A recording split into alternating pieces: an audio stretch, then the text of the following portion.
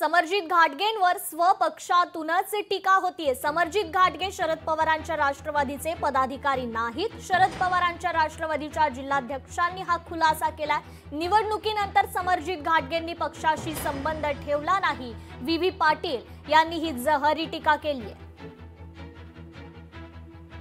घाटना भूमिका न भाजपचा नाही राष्ट्रवादी कुठल्याच प्रकारचा त्याचा गट हा तालुका पुरताच राहणार।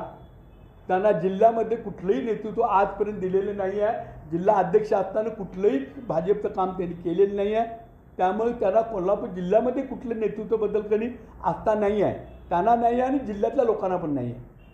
आपल्याला अनुभव आला असेल, ज्यावेळी तो अध्यक्ष होते 3-4 वर्ष काही करू शकले नव्हते पक्षासाठी। त्यांचं फक्त मुश्रीफ हा एकच टार्गेट होतं।